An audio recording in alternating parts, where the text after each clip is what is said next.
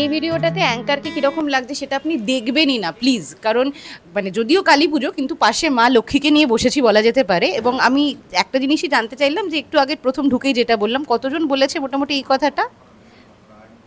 বলেছে অনেকেই, গুনিনি, কিন্তু beauty lie in the eye of the beholder, so thank you so much. তো এটা তো নিজের বাড়ির পুজো বলা যেতে পারে এবং সে জায়গা থেকে দাঁড়িয়ে বড়রা পুরো দায়িত্বটাই মেনটেন করে, কিন্তু এবছর তুমি অনেকটা বেশি মনে হয় যেন দায়িত্ব নিয়ে নিয়েছো। না না না, একেবারেই না। যখন এখনও মানে মাথার ওপরে সব গুরুজনরা আছে বলে আমাকে দায়িত্বটা নিতে হয় না। সো ঝাড়া হাত পাতেই ঘুরে বেড়াই আর রেডি টেডি হয়ে এই এসছি। এখন পুজো শুরু হবে, তো হেডেকটা সত্যি বলতে গেলে টাচবুট নিতে হয় না।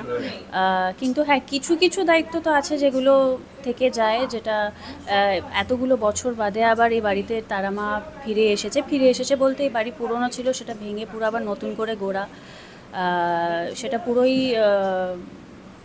বাবা দাঁড়িয়ে থেকেই করেছে। তো আবার এতগুলো বছর বাদে, প্রায় 4 থেকে 5 বছর বাদে তারা মা আবারই বাড়িতে ফিরে এসছে। তো আবার 4-5 বছর বাদেই আজকে আবার পুজো। শ্যামা মাখি আমার কালো রে শ্যামা। এত বছর পরে মায়ের প্রত্যাবর্তন বলা যেতে পারে, জায়গা থেকে কতখানি নস্টালজিক, কতটা ইমোশনাল? প্রচণ্ড ইমোশনাল, এবং আজকের দিনে সত্যি মাকে খুব মিস করছি, কারণ থাকলে আর পুরো কমপ্লিট হতো ব্যাপারটা। কিন্তু আছে, তারা মা আছে, মা আছে, সবাই আছে। তো আজকের দিনে আর মন খারাপ করে লাভ নেই, তো ভালো একটা দিন। আর এটাই বলবো যে সবার যাতে কালী পুজো খুব ভালো কাটে। তন্নির কালী পুজোটা তো মানে বাড়িতেই, এ বাড়িতেই বুঝতে পারছি, কিন্তু বাজি ফাটানো এসব কিছু হয়? বাজি ফাটাতে আমি ভীষণ ভালোবাসি, কিন্তু ওই শব্দবাজিটা ভয়ই পাই সত্যি বলতে গেলে। আর বাজি কি জিজ্ঞেস করলে ফাটাই কি না? ফাটাই, হ্যাঁ হ্যাঁ, বাজি ফাটাই, বাজি ফাটাতে ভালোবাসি, শব্দবাজি ছাড়া বাজি ফাটাই। পাশেই যেহেতু মানে চারপাশটা যেহেতু আমরা নর্থ কলকাতার দুজনেরই, আমরা জানি যে আকাশগুলো ছাদটা এই সময় কি লাগে দূর থেকে দাঁড়িয়ে, সেটা আমি তাই।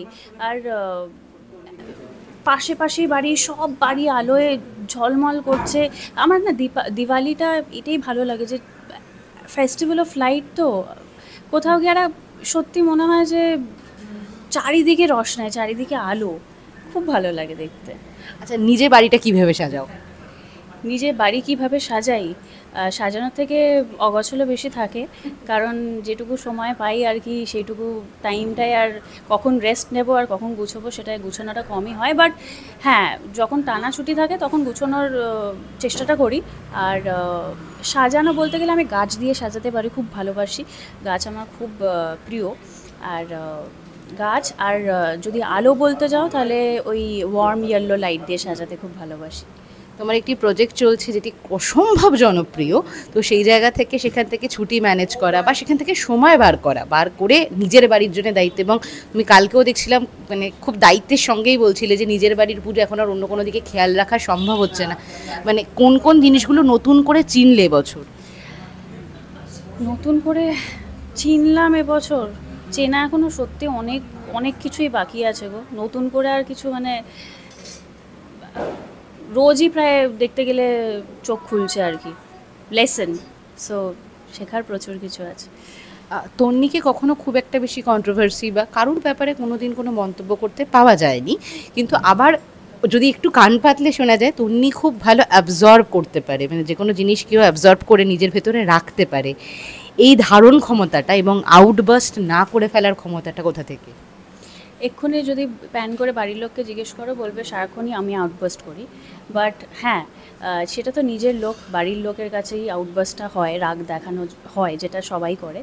কিন্তু তাছাড়া বলতে গেলে সত্যি আমি নিজের মধ্যে, যদি তুমি আমাকে কোনো সিক্রেট বলো আমি নিজের মধ্যে রেখে দেবো, বা যদি আমাকে তুমি খারাপ লাগাও, হ্যাঁ খারাপ লাগাও, তাই মানে আমি সচরাচর সেটা মুখে প্রকাশ করে বলতে পারি না যে আমার এটাই খারাপ লেগেছে বা ওটা। বাট হ্যাঁ, কিন্তু সে যদি আমাকে খুব ভালো মতন চেনে, সে বুঝে যাবে যে আমার কোনটায় খারাপ লেগেছে, কোনটায় লাগেনি। সেটাই আমার কাছে ইম্পর্টেন্ট, যে যদি পাশের মানুষটা যদি আমাকে ভালোবেসে থাকে, সে যদি বোঝে, তাহলে আর কি, আর তো কিছু চাই না। বেশ, কালী পুজোয় প্রচুর নিয়ম এবং রাত জাগতে হবে যতখানি জানি, তো কি কি থাকছে যদি একটু বলো, মানে তোমার দায়িত্বের ঝুলিতে কি কি থাকছে? আমার দায়িত্ব কিছু না, ওইদিকে যিনি সঞ্জয়দা পুজো করছে সব ওনার দায়িত্ব। আমি অর্ধেক কিছু জানি না নিয়মকানুন, বাট হ্যাঁ, তারা মায়ের পুজো তো রাত্রেবেলা হয়, আর তোমার হোম হবে, এখন পুজো শুরু হয়নি, পুজো শুরু হবে, তো সেই তোড়জোড়ের মধ্যেই আছি। তো অত জানি না কি নিয়মকানুন, যেভাবে হচ্ছে সেভাবে হোক এবং তারা মা সকলকে ভালো রাখুক, এটাই চাই। মানে ভালোভাবে সকলের পুজো কাটুক এবং যারা যারা আমাদের বাড়িতে এসছে এবং তারা আমার দর্শন করেছেন, মনের ইচ্ছে তো পূরণ হয়েছে। তো আমরা মানি যে আমাদের তারা মা ভীষণ জাগ্রত এবং সকলের মনের কথা রাখেন উনি। তন্নি নিজের মনের কথা কতটা রাখে? নিজের মনের কথা নিজের মনের কথা নিজেই রাখি। ওই যে বললাম, যদি পাশের জন বুঝতে পারে তাহলে আর মনের কথাটা রাখতে হয় না নিজের মধ্যে, সে বুঝে যায়। বাট তাছাড়া নিজের মনের কথা নিজের কাছেই রাখি। আচ্ছা, কালী পুজোতে একটা দারুণ ভোগ হয়, সেখানে ভোগে কি কি থাকছে, আর কোন ভোগটার জন্য তুমি অপেক্ষা করে বসে আছো যে এটার জন্য যত রাত হোক আমি জেগে আছি? দেখো, ভোগ বলতে গেলে যে কোনো পুজোর খিচুড়ির যে ভোগটা হয় না, খিচুড়ির একটা পুরো আলাদা টেস্ট হয়ে যায় ভোগের পর। সেই খিচুড়িটাই তুমি যদি পুজোর আগে খাও একটা আলাদা টেস্ট, পুজোর পরে একটা আলাদা টেস্ট। তো বলতে গেলে সেই খিচুড়িটার জন্য। আর তন্নি লাস্ট কয়েক বছরে অনেকটা বেশি ম্যাচিওর হয়েছে জীবনের প্রতিকূলতার সঙ্গে, মনে তো তাই হচ্ছে। সেটা থেকে তন্নি কি এখন মায়ের দিকে যখন তাকাও তখন কি আরও বেশি মানে শান্ত হওয়াটাই আসে ভেতর থেকে, না তার সামনে গিয়ে অ্যাটলিস্ট উজাড় করে দাও? না, আমি মানে তুমি বললে বলে আমি রিয়েলাইজ করে দেখলাম যে আমি সত্যি কোনটা করি। উজাড় তো করি, মায়ের কাছে এসে যদি প্রার্থনা কিছু না করি তাহলে, বাট আমার প্রার্থনা এমন থাকে না শুধু আমার জন্য, সকলের জন্য। এটা আমার বরাবর, মানে দাদু ওইখানে, আমি জানি না তোমরা দাদুর মূর্তি দেখেছো কি না, তো দাদুর প্রচুর ভক্ত আছে, দাদুকে প্রায় অনেকেই চেনে। তো দাদুর এটা কথা ছিল যে শুধু নিজের ভালো চাইবে না, সকলের ভালো চাইবে, তবেই নিজের ভালো হবে। তো আমারও এটাই চাওয়া, এটাই বরাবর আমি এটা চেয়ে এসেছি। এবং সত্যি অন্যদের নিজের ভালো শুধু চাইলে, আমি দেখেছি যে নিজেরটা নিয়ে থাকলে না হয় না। যখন অন্যদের ভালোটা চাইবো আমি, তখন নিজের ভালোটা হয়। অনেক সময় হয় না, আমরা সেটা ঠাকুরের কাছেই হোক, ঈশ্বরের কাছেই হোক, যার আরাধ্য দেবতা ধরো, যে অনেক সময় আসে, মানে আমরা কথা বলতে গিয়ে কথা হারিয়ে ফেলি, আমাদের কাছে থাকে না, মনে হয় যা তুমি বুঝছো, মানে তোমার থেকে বেশি আমার মনের অবস্থা কেউ জানে না। তন্নি কখন এরকম মানে শব্দহীন হয়ে যায়? হ্যাঁ, বহুবার, মানে ইনফ্যাক্ট আমি ম্যাক্সিমাম টাইম তাই হই।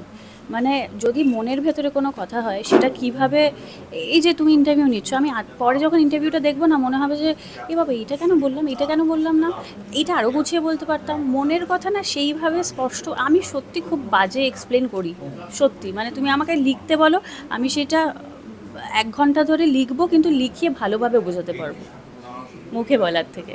না, তাহলে এই ইন্টারভিউটা আমার ভাইবা নেওয়া উচিত ছিল না, রিটেন নেওয়া উচিত ছিল, আমরা থিওরিতে যাওয়া উচিত ছিল। তবে যে প্রশ্নটা না করলে না, প্রাণের মানুষ কি আসছে? প্রাণের মানুষ এখন সত্যি বলতে গেলে কি বলতো, এই যে নিজের ওপর যে আমি খেয়াল রাখে এবং নিজেকে ভালোবাসা শুরু করেছি না, জানি না সে যে জবে আসবে, আমি কোনো প্রাণের মানুষ আমি খুঁজতেই চাই না। আমি এই জিমে যাওয়া, গল্পের বই পড়া, এগুলো যবে থেকে শুরু করেছি না, মানে এত পজিটিভ ফিল করছি যে ইউ ক্যান মানে আমি নিজে বুঝতে পারছি ওই তন্নি আলাদা ছিল, এই তন্নি আলাদা। তো পজিটিভ চেঞ্জেস তো সত্যিই আসে এবং নিজেকে যতদিন না চেঞ্জ করব ততদিন হয়তো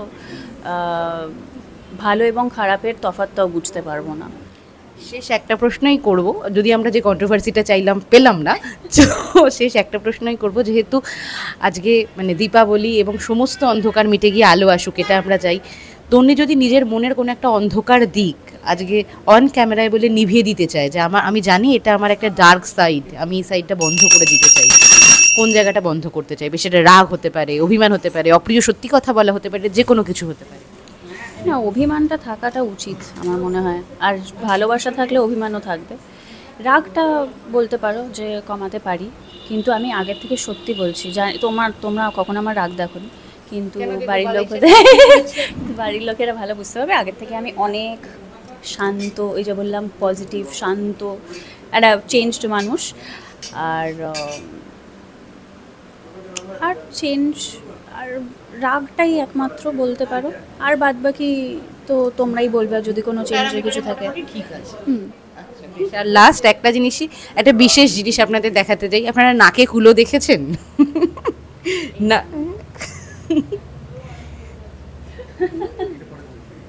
এটা কিন্তু থাকলো ফ্যাশন টিপসে আপনাদের জন্য। আমায় একটু জায়গা দাও মায়ের মন্দিরে বসি। টলিউডের latest update, gossip and entertainment পেতে সাবস্ক্রাইব করুন শুধুমাত্র সিটি সিনেমা, আর ফলো করুন সিটি সিনেমার Instagram, Facebook, Twitter and share chat page.